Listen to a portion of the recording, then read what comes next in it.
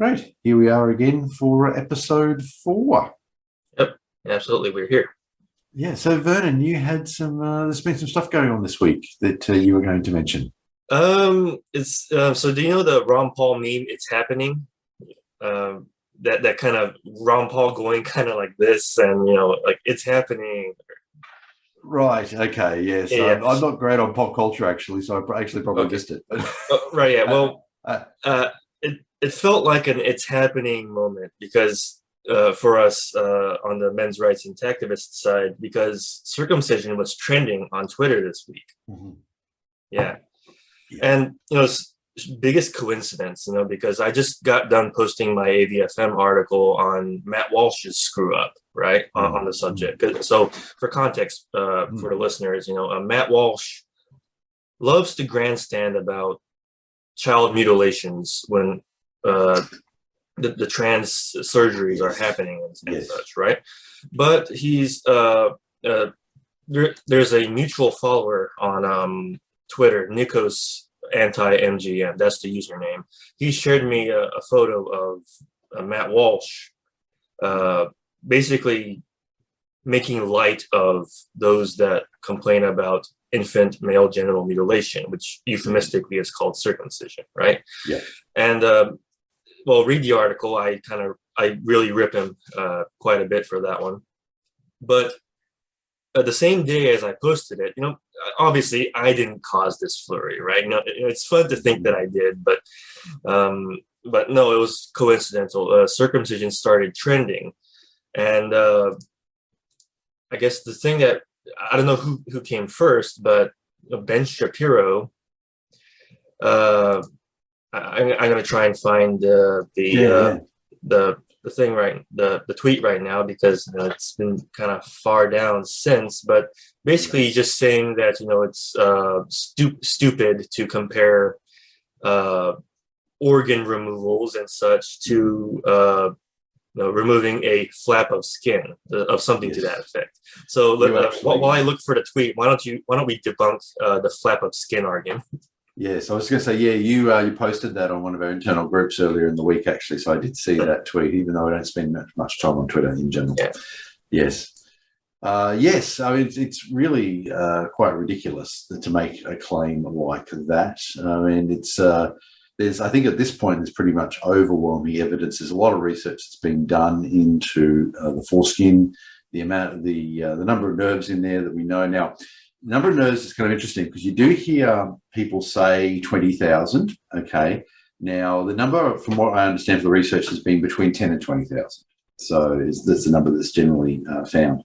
But so a large number of nerves. Obviously, there's plenty of eyewitness accounts of the effects when little boys have the foreskin removed without anesthetic, and the effect of that, obviously, and the cortisol goes through the brain. They found actually months later. They found high elevated cortisol levels months after the procedure.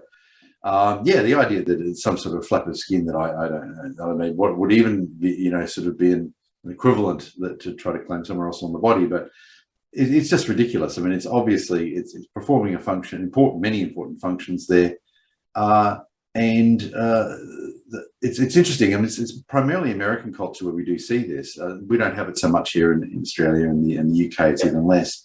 But in American culture, they really are dismissive of it. It's absolutely extraordinary. Yeah, absolutely. I found it. This is a response to Andrew Sullivan's tweet, which Andrew Sullivan is the sensible one, right? He's saying that are basically saying something along the lines of those of you complaining about the transgender surgeries, are they willing to talk about when it's done to infant boys? Something along those lines. Very, very sensible comment, especially coming from somebody of his stature and popularity, I think. So this was Ben Shapiro's response to it. So your suggestion is that the removal of the foreskin is equivalent to the removal of the penis and testicles, formation of a false body cavity, and the hormonal replacement with opposite sex hormones. That is perhaps the stupidest thing I've ever heard. Well, that is the stupidest thing I've ever heard. Yeah, so that's what he said. Yeah, And it's interesting. We do see this article. We do see this idea circulated quite a bit, even when comparing. Proponents of circumcision will talk about comparing MGM, male genital mutilation, FGM, female genital mutilation, and say that FGM is always much more severe. Now, we know that that actually isn't the case, and we can provide data to show that MGM is in fact more severe than many forms of FGM. But to my mind, it isn't really about a comparison, in all honesty, about the severity of it.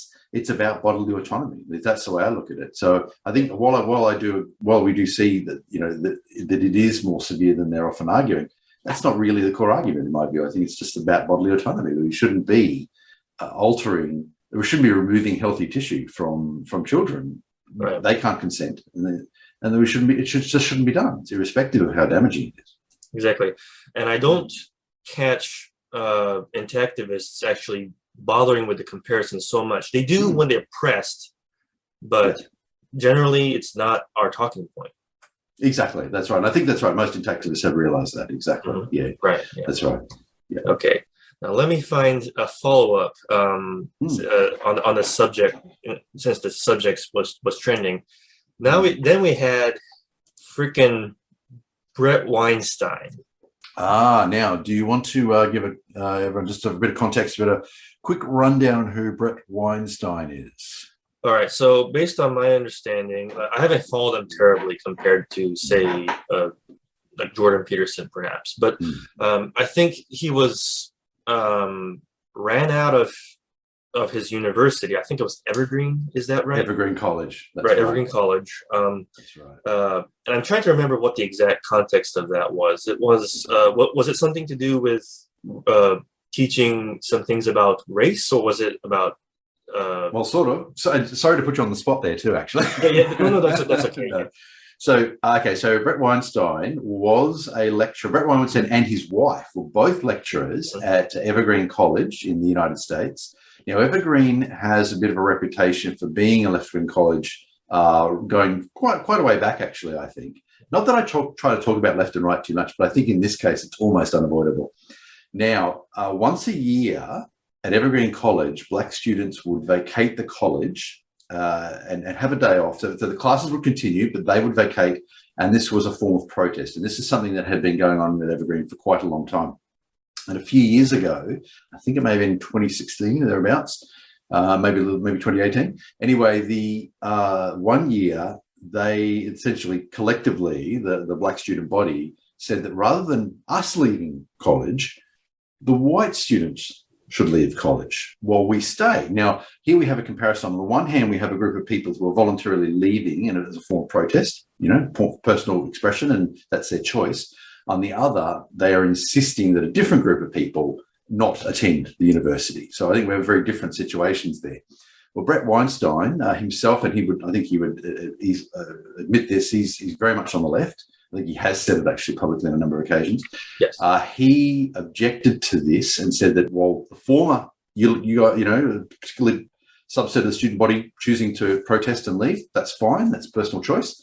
Telling other people to leave is objectionable. So anyway, it really blew up. It actually became at one point really almost potentially dangerous for him and his wife to be on campus. I think they actually avoided the campus because of concerns for personal safety. There were riots for about 4 days at the campus. Mm-hmm.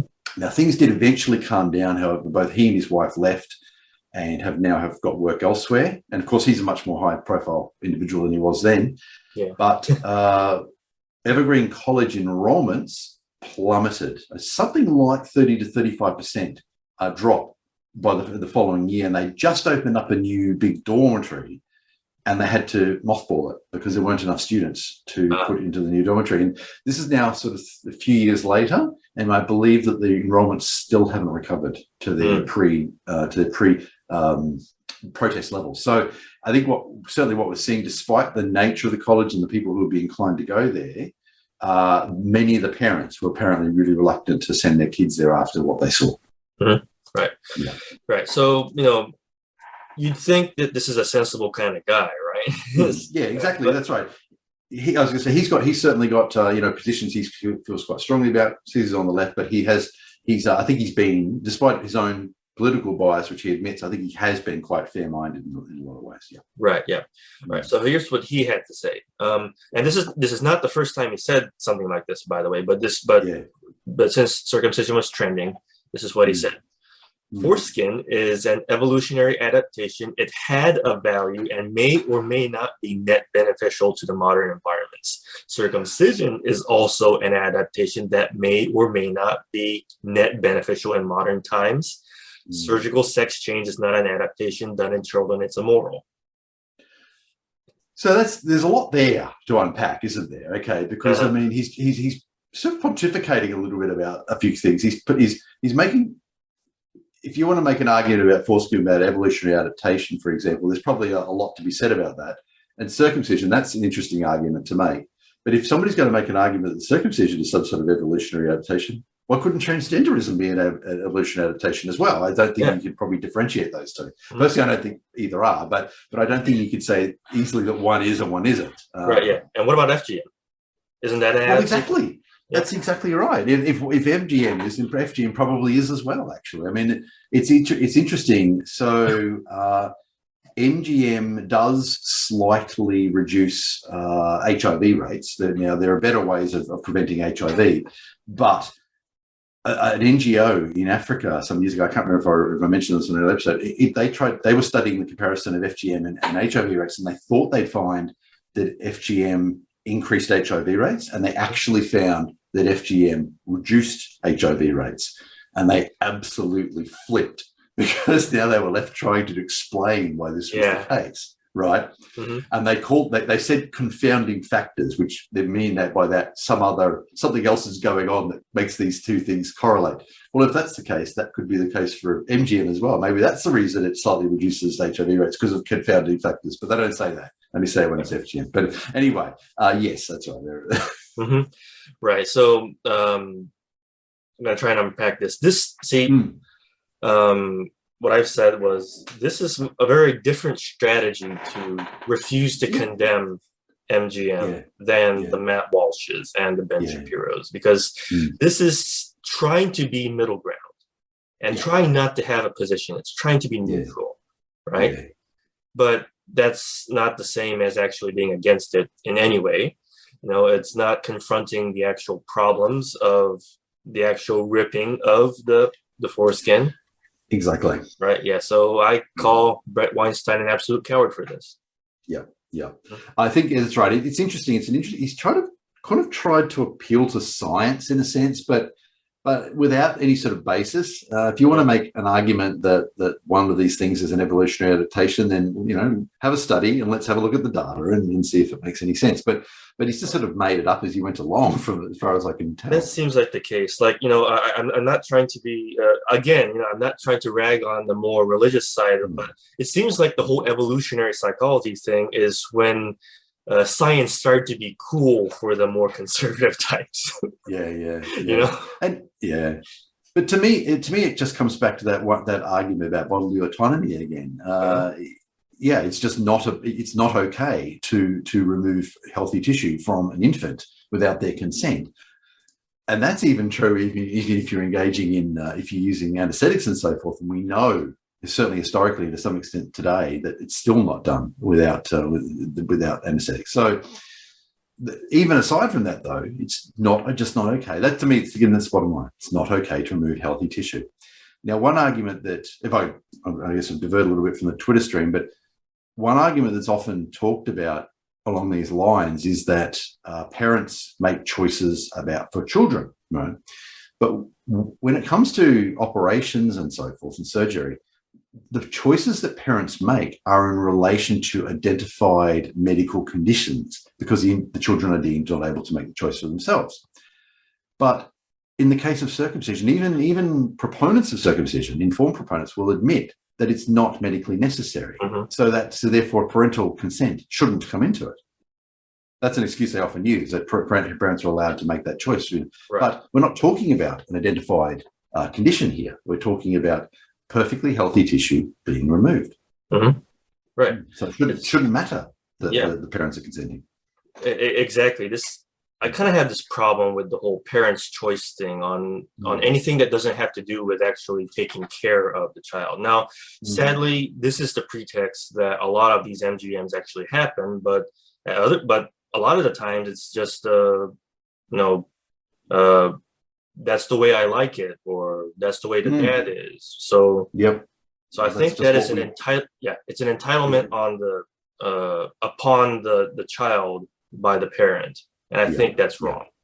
Yeah, and our intention ultimately is that male genital mutilation will be illegal alongside female genital mutilation. It won't be a case where parents can choose. Exactly. Right. Yeah. Yeah. In the comments of Brett's tweet, there was he was responding to someone. I think, okay, here we go. Here it is. So he says, this is about circumcision again. It has nothing to do with preference. Circumcision has stood the test of evolutionary time. If it was simply negative, selection would have eliminated it. You look like in pain. You could almost argue that it has. In all honesty, so only about 30% of men around the world are circumcised. I think particularly a lot of Americans don't know that. Circumcision essentially exists in the United States and the Middle East and parts of Africa. That's pretty much it. Yeah. So, and in actual fact, there are. If we look at a lot of, look at say the United States. I mean, the birth rate has fallen in the Western countries. But yeah, it's. I think that's quite a ridiculous argument to make, actually. Again, he's sort of appealing to science, isn't he? Sort of without any sort of basis for it. Probably not even citing any studies or anything. Just sort of making some claim that there must be some evolutionary advantage to doing this, which is really quite an extraordinary thing to say. Yeah. I mean, I was just going to say, we know that circumcision is tied to erectile dysfunction. And there's reasons for this. There's something called keratosis that occurs on the gland's penis when it's been exposed to the air for a long period of time, number of years, and that affects stimulation during sex, which I suspect is what's really going on with the erectile dysfunction. It's not that the penis isn't working properly in that sense, that it can't become erect. It's that the lack of stimulation because of the keratosis is causing a problem. So I suspect that's what's going on there. But that actually, I mean, will have an effect on the ability of men to impregnate women and so forth. So maybe the force, maybe circumcision is actually its evolution will work against it in time. Oh yeah, I hope so. Right. Yeah, it's because adaptations. Sometimes we adapt to horrible things that are done to us, as a species, as individuals. So, we can't just explain away all these circumstances by which these adaptations keep on happening, right? Like we can actually admit that it's wrong to do so, and Brett is not. Yeah. It's so he hasn't. It's sort of he's tried to sort of play in the middle there a little bit and sort of bring science into it, but without any sort of basis, not even referencing any studies or anything like that, just sort of making it up as he goes along. Yes. So it's interesting. Now, as you will know, Vernon, Dr. John Kellogg helped popularize circumcision in the United States. Right. John Kellogg, and yes, he is the same Kellogg from Kellogg's Cornflakes. He and his brother developed Kellogg's Cornflakes originally. And this may seem, once I told this to someone once, and they sort of looked at me strangely and went, that's random. And well, but it's not actually, because John Kellogg was a believer that overstimulation was physically harmful. This was a widespread belief in the 19th century. And he was a major proponent of this idea. It still exists, by the way. I've actually met people who still believe this, that too much stimulation will actually harm you. So John Kellogg developed Kellogg's Cornflakes because he wanted to make a bland breakfast cereal. If you've ever thought Kellogg's Cornflakes were bland, they're actually designed to be that way. He and his brother spent years trialing different things until they came up with a particularly bland formula.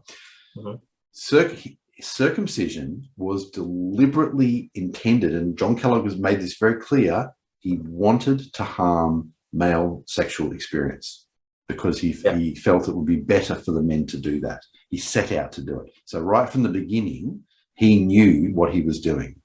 And this is because he believed this idea that being overstimulated was bad for you. Right. As I said, very popular in the 19th century. So I think circumcision certainly still existed and was probably even widespread before him, but he was a major proponent of it, and he really intended to harm men in this way. He thought it was good for them. By the way, he also was very much anti-male masturbation, right? Mm-hmm. And this was part of this as well. He was also anti-female masturbation, and he also prescribed some pretty nasty stuff for little girls as well. Yeah. He basically advocated mutilation of the girls too, right? Yeah, basically. That's right, exactly. Yeah. And all sorts of sort of mild acids on the clitoris, all sorts of stuff. Yeah. But that didn't catch on, you know? No. Yeah, that's right. But he believed firmly in this. Mm-hmm. Exactly. Right. Yeah. So I've actually looked at the Wikipedia page for John Harvey Kellogg. It claims that Kellogg's involvement was debunked. Can we respond to that? That's interesting. So I'll check that out. I don't think that's the case. I believe he wrote a book on the topic. So, I agree with you. You know, so you know, I think it's just another attempt to downplay the prevalence and serious impact of. He wasn't the only one, and there were, and it was already around in American society. So I think possibly the claim that he alone did it. Maybe that's what they're getting at, because some people have tried to argue that he alone did it, and that's not the case. But he was certainly a major proponent of it, and because he was quite a prominent figure, that I think his argument carried quite a lot of weight. Right. Yeah. Let me see if I can try and find it too. Yeah. It was somewhere. I'm pretty sure I found it somewhere. Yeah.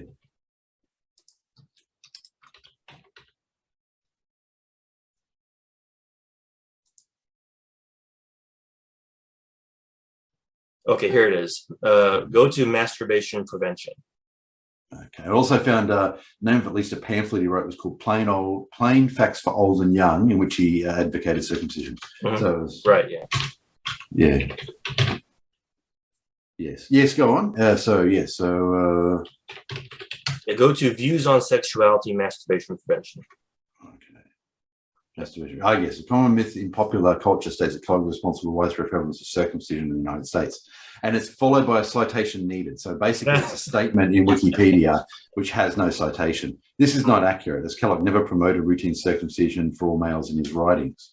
Rather, only men who are chronically addicted to masturbation, which would have been a fairly high proportion of teenage boys, probably. But anyway. Yes, and it also goes on to say that his suggestions were not taken seriously by mainstream medical. I don't think that's true. There was that is not true.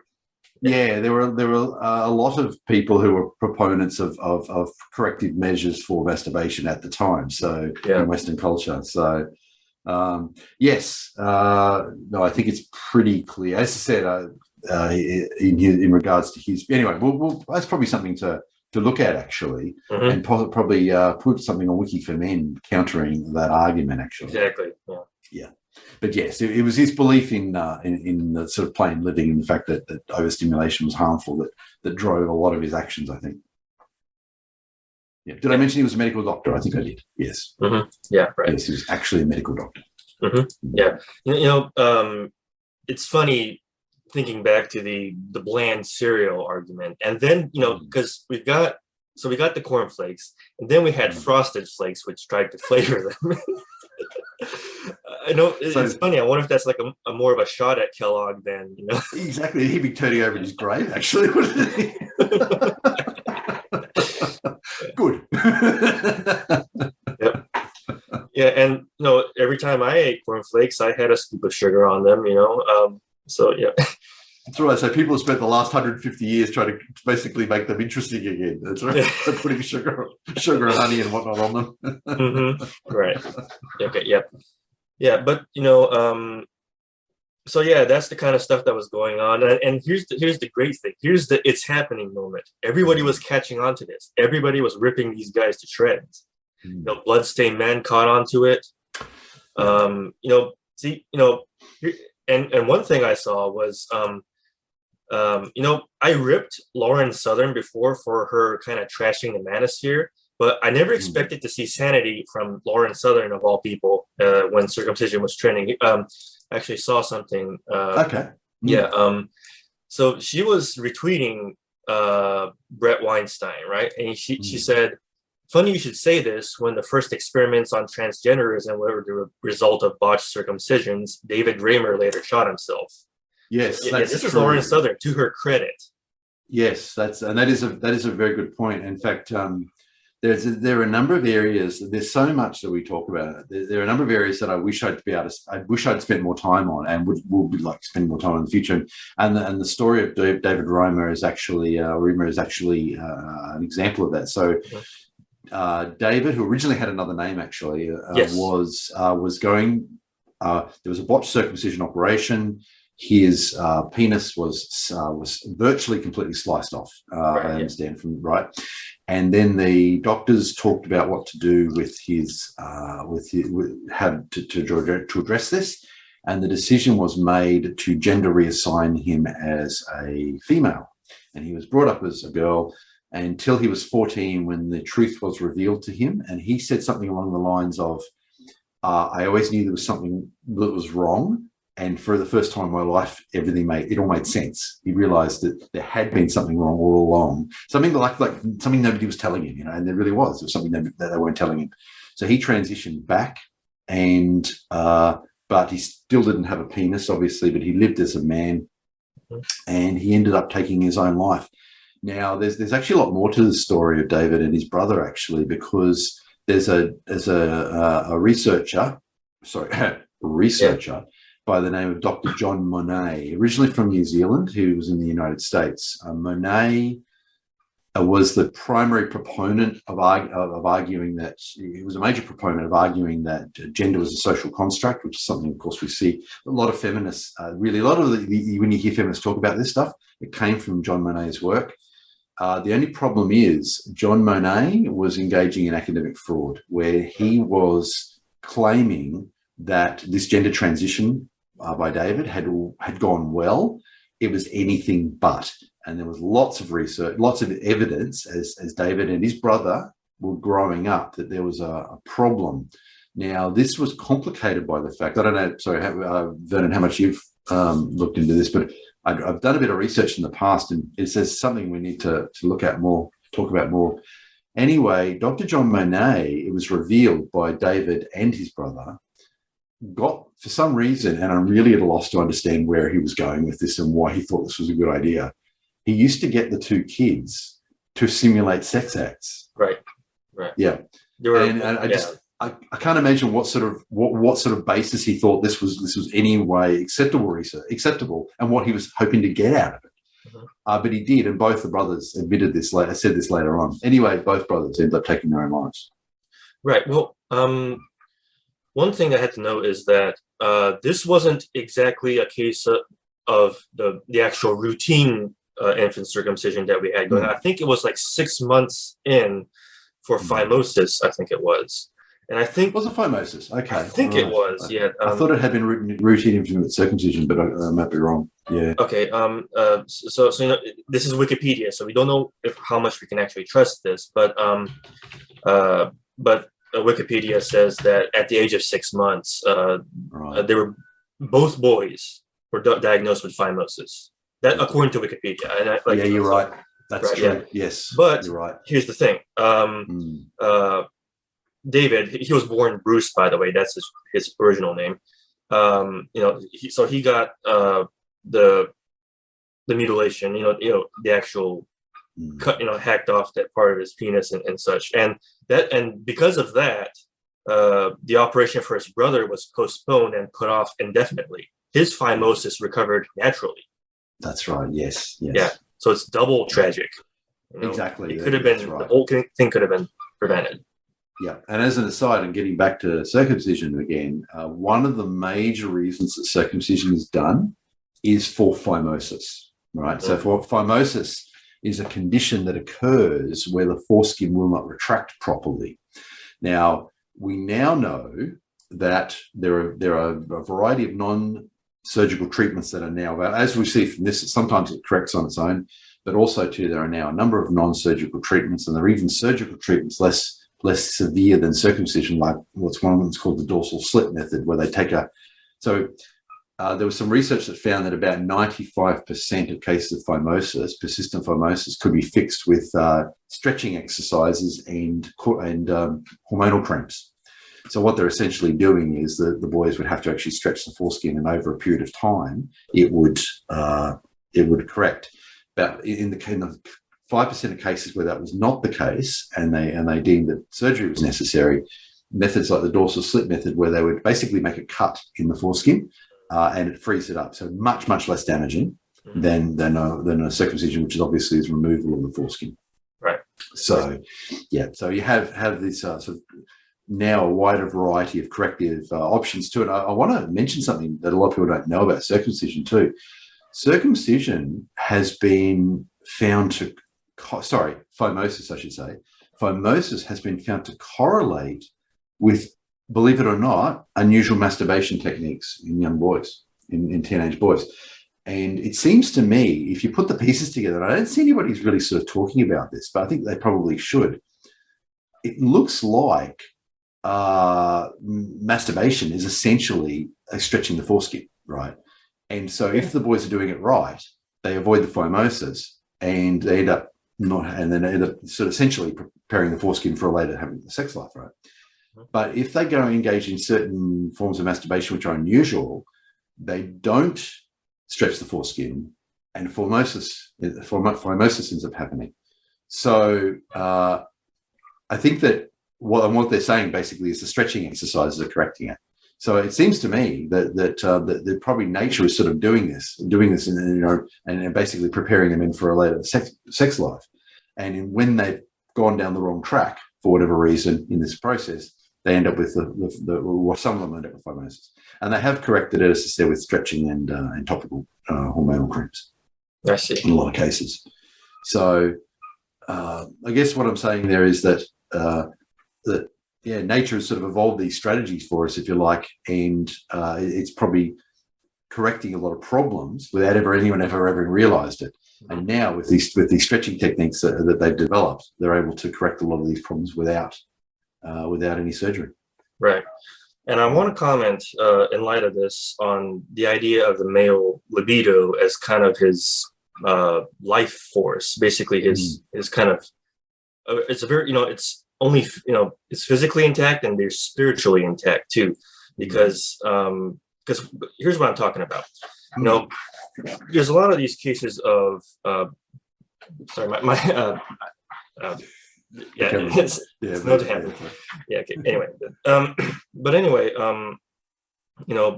we hear these stories of men getting their genitals kind of compromised in these ways, and and certainly in the case of, say, David Raymer, it led to suicide, right? It led to depression and suicide. It seems to me that the male genital is kind of a lot of where a man's lifted spirit kind of comes from. His kind of energy for and lust of life, I think. And once again, the compromise of it kind of leads to a slow death, actually.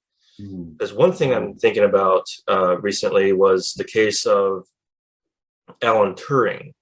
He was a homosexual, but he was the developer of. He was a pioneer in computer science. He was is the guy that made the Enigma machine in World War II, I think. Yes. And because I think it was in Britain, homosexuality was criminal, I think. Yeah, that's right. Right, and he was basically given the choice to undergo chemical castration, basically, right? And that's it's kind of affected his body in a way that caused what's the word? Like a dysphoria, basically. Mhm. And he felt like not a man so much, and eventually came to take his own life, I think. Yeah. So he died of cyanide poisoning. It's never. I think they did rule it a suicide. It was never conclusively proven, but there's, I suppose, pretty high chance it was. Yeah. What happened was he was found dead with an apple, partially eaten apple, by his bedside, and the apple was contaminated with cyanide. So he's eaten from an apple which is contaminated with cyanide and died almost immediately. So the thing was, though, he was known to use cyanide. I think he was cleaning silverware or something along those lines. So he did have cyanide in the house, and it's possible that he had accidentally contaminated the apple while doing something else, and it was an accident, or having cyanide in the house, so he chose to take his own life. It's a pretty effective way of doing it. So all he had to do was contaminate the apple and bite, and he was done. So I think they did. I think the coronial inquest did end up calling it a suicide. Right. One interesting I read on the subject of Alan Turing is that because their argument was this probably caused more of a dysphoria, a body dysphoria, for him. And there was this interesting interpretation that he kind of tried to kind of assume the role of Snow White and took a bite out of the apple that killed him. Oh, yeah. Okay. I've never heard that. Okay. It's an interesting way to interpret what happened, but it kind of plays into the whole, attack on his own masculinity, I think, and kind of feminizing him. A number of sources I've heard, because he's really a war hero. A lot of people don't realize we owe so much to Alan Turing in terms of his theoretical advancement and practical advancement of computing, as well as cracking the Enigma machine and so forth. So there's a lot there that everyone owes that to Alan Turing. But a number of sources have said that had he revealed his war service, his penalty would have been much less when he went to court. But he kept quiet about it because it was all classified. But that was, I remember the post-World War II societies, if someone was a war hero and they ended up in front of the courts, they got a significantly reduced penalty because of that. So there's almost as a thank you for their war service. So, and if he'd somehow managed to get that across, he probably might have got a much lesser penalty, but he didn't, kept quiet, and was punished by the courts. So, all right. The rest is history. Yeah, exactly. Yep. Yeah, but back to circumcision was trending. People weighed in on the subject. We wanted this kind of conversation to keep on going so we can bring more light to the issue, right? Absolutely. But I'm just glad that it turned out the way it did. I think the hypocrites exposed themselves as hypocrites, and the people that spoke out against it got their attention was had, and they reacted accordingly. So it's getting out there. Yeah, exactly. Even getting people to think about it, stop and think about it, and just rather than just assuming, mindlessly assuming this is what you have to do because that's what everybody does in society, actually getting people to stop and think even for a moment, I think is probably a big thing.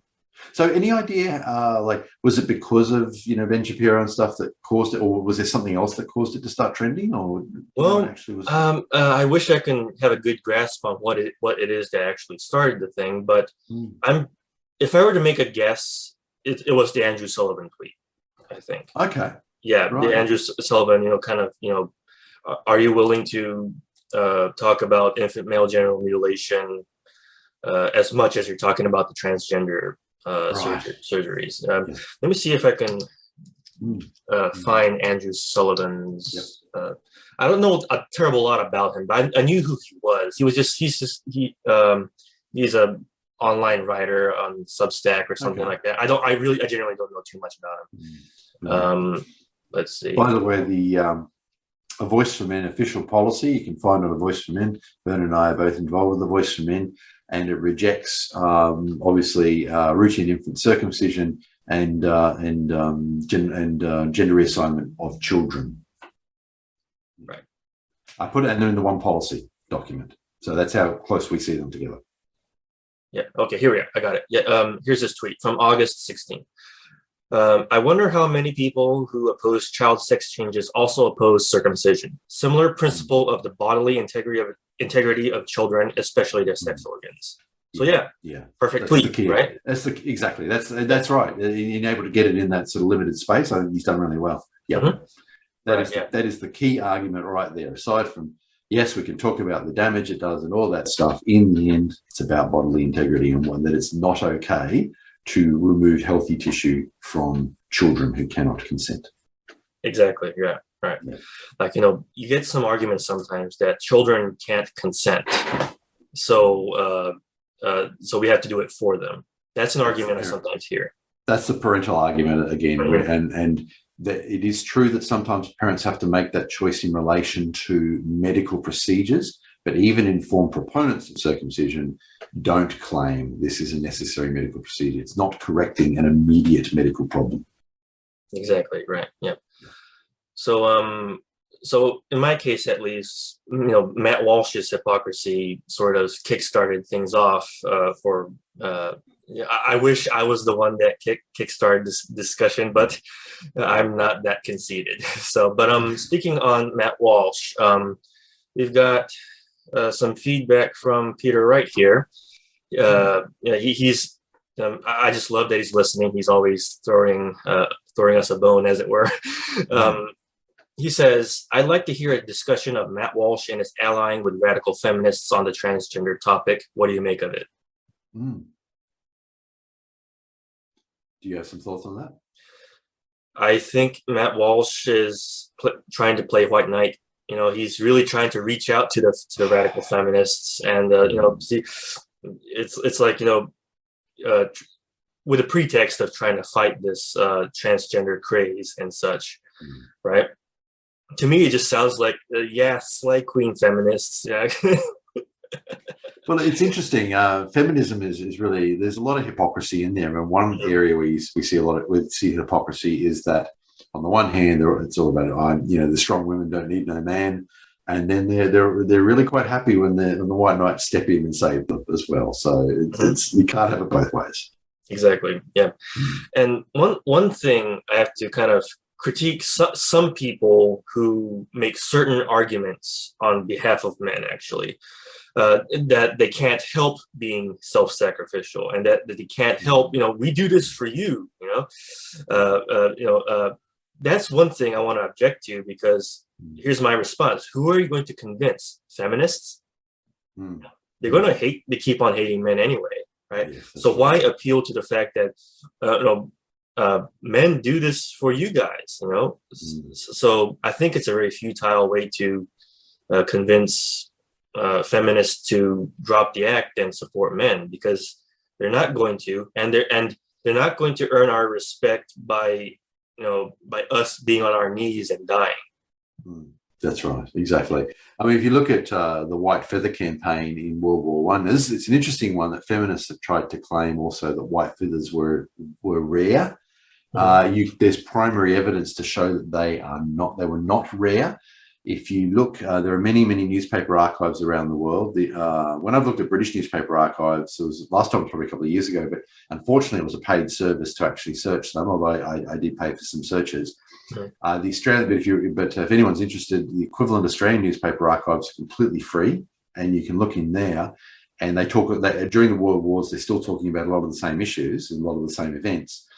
And you find many comments about white feathers during World War I.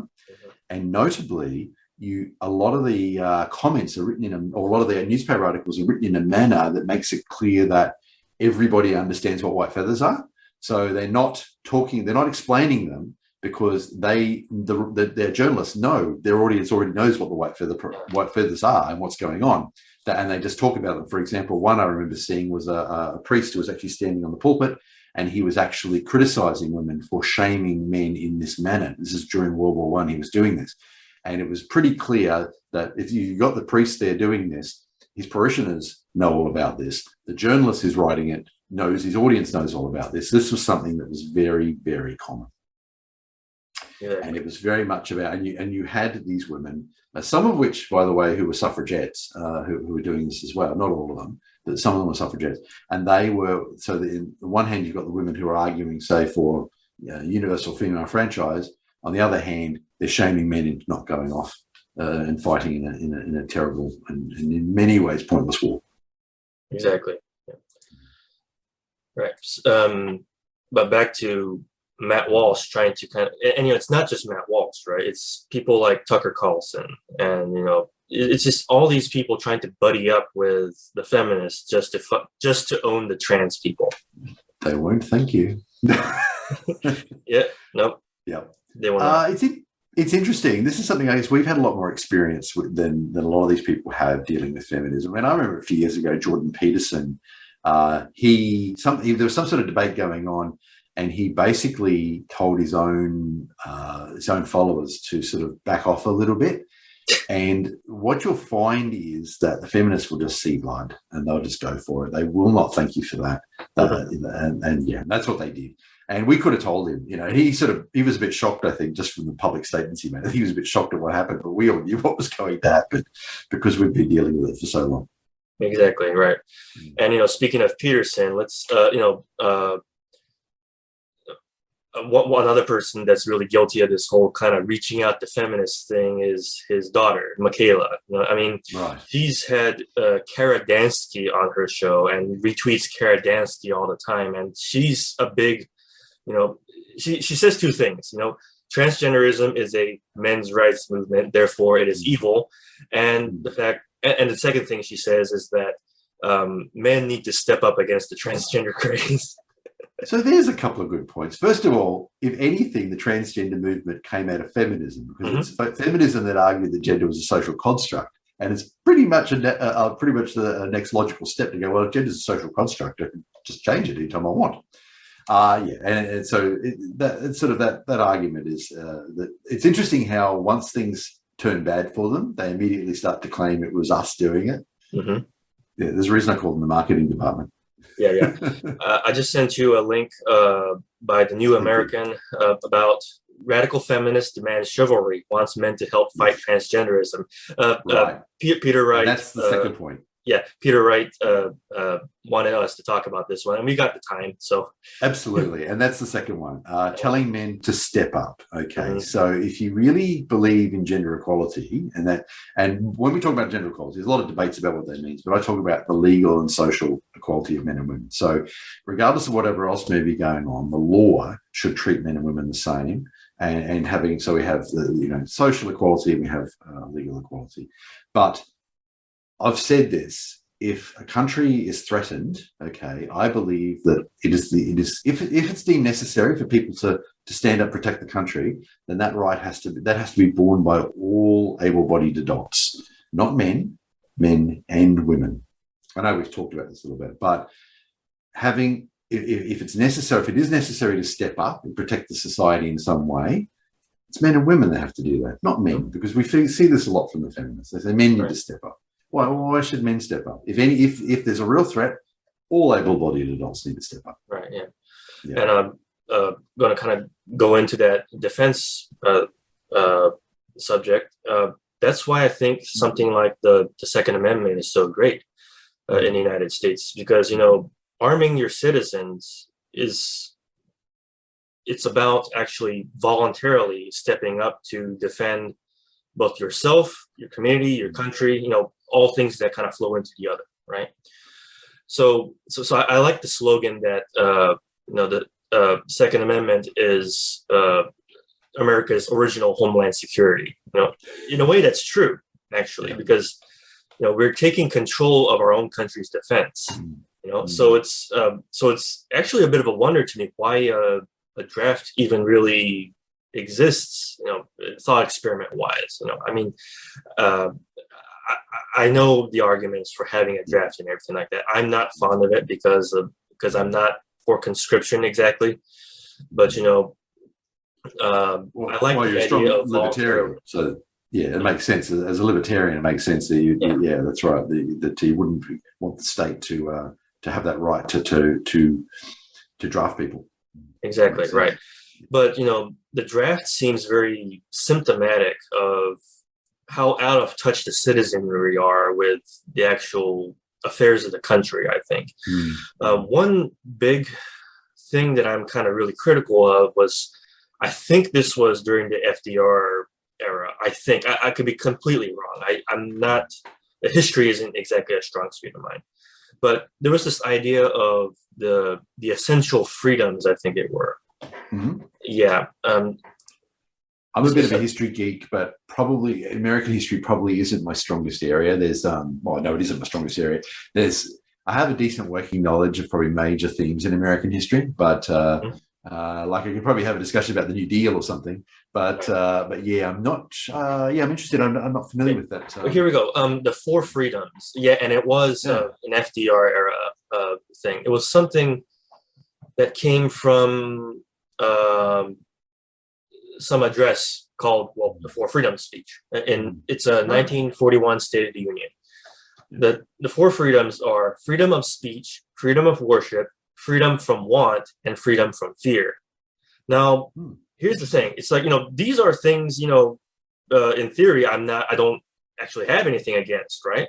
But here's the thing. Like, I think people take these as something that is guaranteed by the government, I think. And so my personal criticism is that these things kind of keep people, the citizenry, kind of detached from actually taking responsibility to attain these very things. Yes. Does that make sense?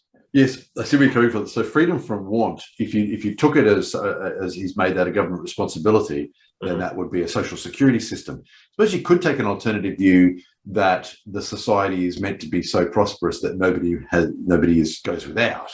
Right. I'm not sure in which sense he meant that, but yeah, I imagine a lot of people would see it as interpreted as being basically an endorsement of a strong social security system. Exactly right. Yeah, my nitpick is just that I think these are things that people think we're entitled to, instead of using our own arms to kind of be sure that these aren't taken away from us. Yes. That's my interpretation of this whole thing.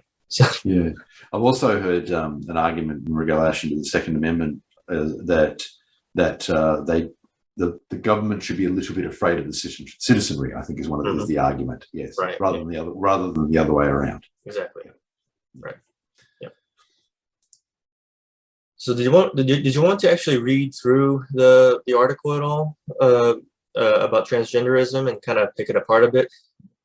It's not the article itself that needs picking apart. It's the article is already picking apart Paradansky, but you can read through some of it maybe. Yeah. Which article was that? Sorry, the the one you just sent me. Sorry. Yeah. The one you just sent me. Yes. Yeah. I may have just lost that. Well, I can start reading it off, So, yes, thanks. All right, so she dismisses the idea of transitioning, but that hasn't stopped radical feminist Paradansky from transitioning into a traditionalist for a moment and demanding that men stand up for women and denounce the transgender movement, as PJ Media puts it. Call it situational chivalry. Yeah. And this actually speaks to, I found it again, thanks. So this actually speaks to a very common phenomenon too, which I was getting to a little bit before, alluding to, where the feminists actually end up lining up with traditionalists, insofar as they both seem to expect for men to step up and surrender their life for the community and so forth. So even though these two groups are often seen to be in opposition, there are areas where they actually seem to agree with one another, and that might even be intersect. Yeah, and it might even be becoming. That's right. It might be becoming more prominent now, actually, with transgenderism on the rise. We have people on the conservative side and also the feminists also both coming out against transgenderism. Exactly. All right, so a little bit more. As PJ Media reports, Paradansky, a feminist lawyer and spokeswoman for Women's Liberation Front, spoke against the so-called Equality Act at the Heritage Foundation on Monday, denouncing the transgender and gender identity movement as anti-women and anti-lesbian in particular. Her remarks echoed the London Pride March sign declaring that trans activism erases lesbians. This is a men's rights movement, Dansky declared, calling for men to stand up for women and denounce the transgender movement, the site continued. The Heritage Foundation was hosting a panel discussion titled The Inequality of the Equality Act, Concerns from the Left. So historically, when I say historically, I'm talking about, I guess, over the last few decades, there were far more, about 3/4 of the people who transitioned were male to female. Okay, so that was over the last few decades. In the last 5 years, this has actually flipped, and there are now more girls transitioning to be boys than the other way around. Okay. I think it's around about the same, actually. So it's about 75%. So it's actually really interesting that they talk about this as being an attack on lesbianism and so forth. They're talking about, of course, the men who transition to be women end up in could call it lesbian spaces, where and you've got the young lesbians under pressure to have sex with trans women, even though they have penises and so forth. And then, but in actual fact, it's only about 1/4 of the people who are transitioning are male to female. The majority of them are young women who are transitioning towards being male. So, which I think is interesting too. As a little bit of an aside, we live in a society, and this is something we talk about a lot, where we're taught how great it is to be, everyone says how great it is to be male and you're on top, and the feminists, I've heard feminists say being male is like living life on easy and so forth. I think I can probably offer some counter arguments to that. I think this might be why we're seeing so many young women do this. So they think it's easier being male. I hate to tell them this, but they're in for a bit of a surprise. If they really start to pass as male, then they will discover that nobody cares, quite frankly, and that's to a large degree. Neither men nor women will care very much about what happens to men individually. Yeah. By the way, on the topic of that, as I'm sort of probably branching off a little bit, Norah Vincent died last month. Yeah.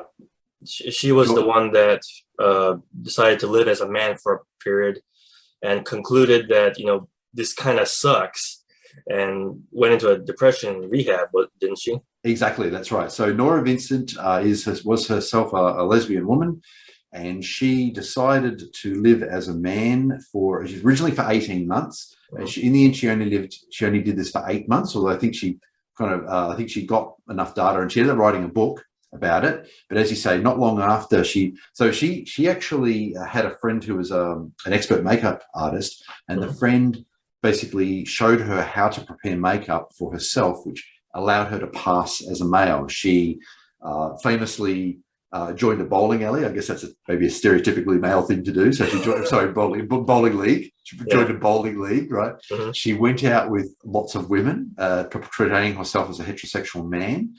This is over a period of 8 months. As you say, when she decided to end the experiment and she transitioned back, or she went back to living as a woman, she actually checked herself into a mental health facility not long afterwards, basically had a breakdown. Mm. But she wrote a book. So she'd said that she'd originally intended to basically live as a man, then write a book about how great it is to be a man. Instead, she ended up writing a book about how challenging it is to live as a man. Exactly. Yeah.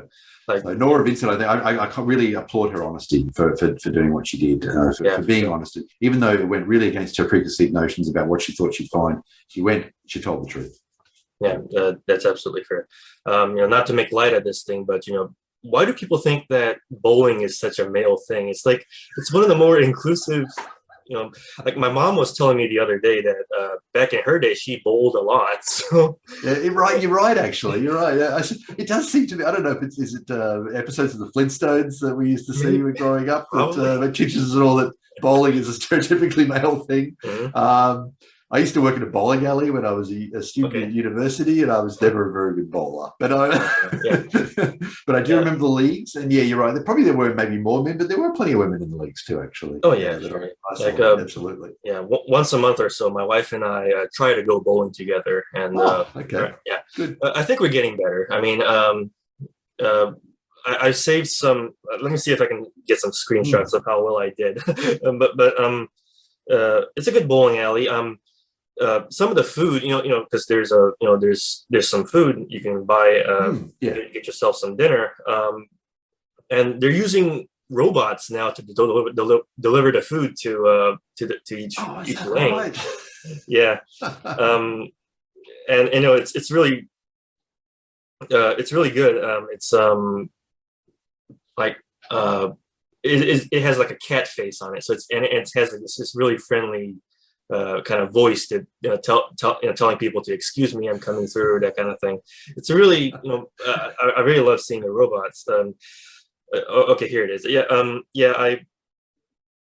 Probably the best I've gotten is like a 147, I guess. It's pretty good, actually. Yeah, sure. Sometimes I suck, but that it's something I think better than anything. I think maybe I pushed 100 or something, but that was never very good. I'm trying to get better at it. It's like we both are, but about the robot, like it was going through, and it was I overheard these two girls saying that that robot reminds me of a cat, even though it's like clearly, obviously trying to be like a cat. Yes, be a cat. I don't know. I just can't understand. Reminiscent of a cat. Yes. Please get a photo of it. Actually, I'd like to see that. I got a video of it. I put it on my Instagram, so I'll show it to you at some point. So that'd be great. Thank you. Yes. Yeah. Okay. How do we get here from all this subject? Norah Vincent in her bowling league. Yeah. So it was interesting actually that she does talk about in the book things like male camaraderie and so forth in the bowling league. One of the things she said that surprised her was that all the men helped her. And thinking she's a man, all the men showed her bowling techniques. She thought that her perception of male society, culture, as it were, male interactions, was that the men would always be trying to compete and put each other down, and so they would obviously just try to nail this or destroy this poor bowler, right? It wasn't very good, but in actual fact, I think certainly as something we would see naturally in male interactions, that that yes, they're interested in the competition, but the competition has to be worth something, right? Oh yeah. You want the other guy to get better, so that you've got some challenge. Okay, there's no challenge, there's no honor in destroying someone who doesn't know how to bowl. Okay, you want them to get better, right? So that you can have a challenge and a good game, and that's how it will work. And even if you win or you lose, it's the fun of the challenge and the fact that maybe you learned something, maybe you got a little bit better, like you're saying with yourself, trying to improve your own game. So. But she was really surprised at all the support she got and how people took the time to show her techniques and so forth and improve her in her team, improve her game. Right. So anyway, So it was interesting that she was surprised with it. Yeah, that was the big subject of my very first ICMI speech. By the way, the idea of competition. It's not about being predatory. It's about actually using this competition so that either side actually gets better through that rivalry. You're constant. And you're competing against what you used to be, what you presently are, and you're still competing with other people that are doing the same. So that was the entire premise of that speech, and I think competition is sorely misunderstood, and I think men are misunderstood by virtue of this too. Yeah, I think that's a really good point, and it's probably something we as men should be talking about a lot more. I think most of us probably innately understand this and how this works, but maybe if Norah's a typical example, maybe a lot of women don't understand how intramale competition works, and maybe it is something like with your speech we need to be talking about a lot more. That's a really interesting point. I think that might be something I might start to mention more too, actually. Well, yeah. It's an interesting thing, isn't it? I just see it as, yes, we're competing, but at the same time, the fun is in the competition. And as you say, we're both improving as a result of that competition. Sure, right. Like, I think a lot of people are trying to be PC and saying that this is not a competition. This is about cooperation. And I'm talking about any given kind of vocation, any kind of field. And, this was a slogan that was brought up a lot during my time playing in bands in Florida, right? Back in my college days. They're saying that, bands aren't supposed to compete with each other. We're supposed to build each other up, which I think is a very bullshitty thing, because we're trying to make better music, we're trying to have better performances, we're trying to compete with one another and what we used to be. And why this isn't a brilliant thing, they just don't get it.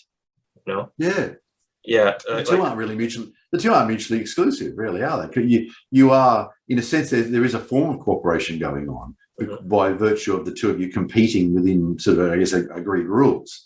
And then for the advancement of every, I think you can see a good example in certain sports, even say running, for example, where decade on decade, yes, there have been improvements in techniques and there have been improvements in nutrition and so forth, but at the same time, human beings keep advancing and achieving, say, times in running events that people previously thought were impossible or that were completely out of reach.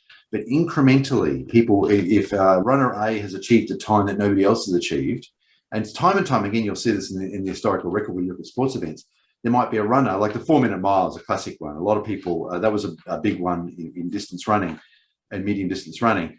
But once somebody had achieved the 4-minute mile, a whole bunch of other people did it and did a lot better within a relatively short period of time. And that's something you see actually a lot in these events, that once somebody achieves some target, lots of other people do it. So it's interesting. Why didn't they do it before?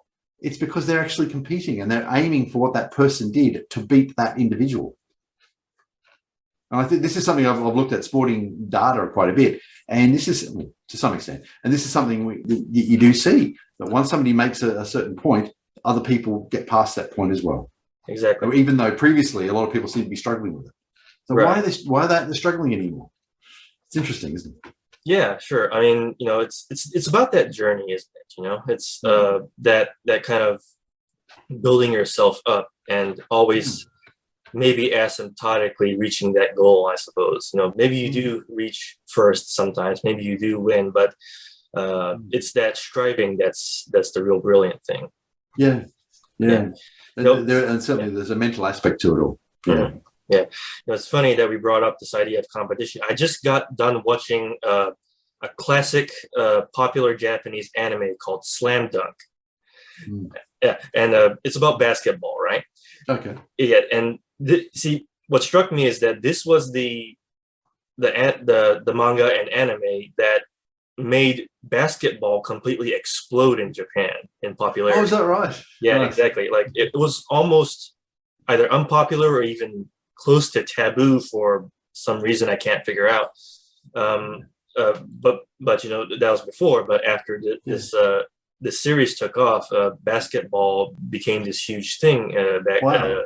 And I just got done watching the anime. It's not the whole story because they cut it off at some point for some reason. But when does it date from? Roughly?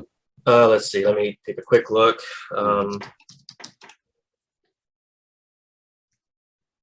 Sorry, I'm trying to look at Slam Dunk, but it took me to the actual basketball act. Just a moment.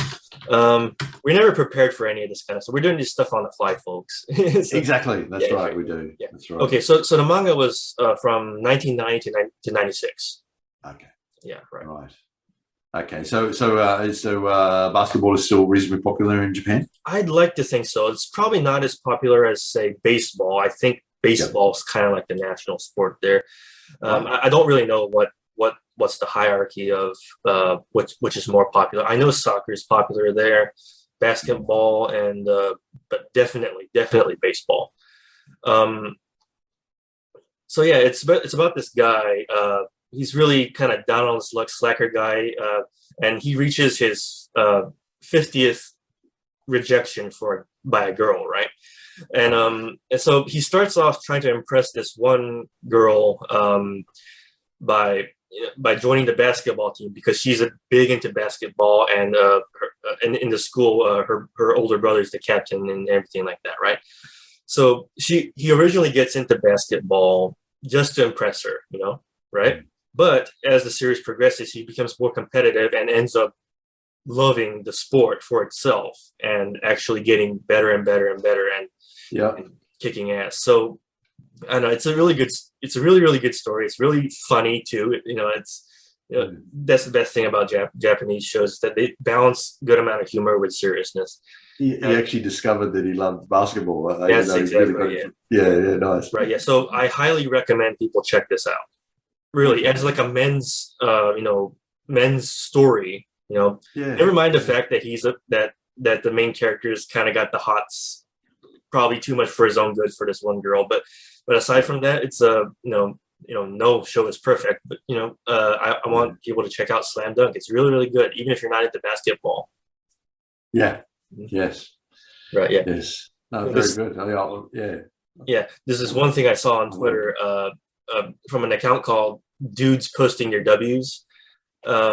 It's a screenshot of a guy saying, "I'm trying to fuck a girl that works at a bakery, so I told her that I liked baking, and I tried to make my own sourdough, and now I have a new hobby, and I don't really feel like seeing her later today." I saw you post that actually in one of our internal groups. Now I've seen Slam Dunk. I get the context more, right? Yes. Yeah, I said that this is almost like the plot of Slam Dunk, only with baking sourdough bread. Yeah. So. Right, like this is great. He's discovered he loves baking. That's fabulous. Yeah, like I can just see it now. Like he's have to compete with other bakers in the same kitchen or something like that, and they have this intense rivalry with the guy who gets all the girls, but he's down on his luck. This could go everywhere. Yeah. All right. So, is there anything else we want to kind of talk about? We're almost at the 1.5 hour mark. Exactly, that's right. Yeah, and I think we've done quite well, actually. It's probably a fairly natural point to finish. So this is episode 4. Yes, I think we're doing quite well. Approximately every 2 weeks, except when I had one extra week where I was still getting over COVID a little bit. Right. One guy on Twitter said that, so you moved the goalpost then. So every time that happens, every time that happens, we have to make the announcement, we're moving the goalpost. That's brilliant. Right. Hopefully, that's one of those things you go, oh man, I wish I'd thought of that. Yeah, we have. We'll try not to move the goalpost so many times, but too often things happen. So that's right, exactly. That's right. Yeah. Well, thank you very much, Vernon. As usual, this has been fun, and yes, completely unscripted, and we just pick up topics that are topical. So, as well as A Voice for Men, we have Wiki for Men. This is something that we've been writing for about 10 years, and if I'm sort of stuck for something, I sometimes hit random page or Wiki for Men and see what it comes up, because there's all sorts of topics on there that are interesting to look at. Yeah, sure. This week just turned out to be a very rich week for subjects. So exactly, that's right. Yes, it did indeed. Well, thanks very much, Vern. 2 weeks. Yeah, 2 weeks. All right. And see you guys later. Try not to move the goalpost. Bye bye. Yeah. Bye.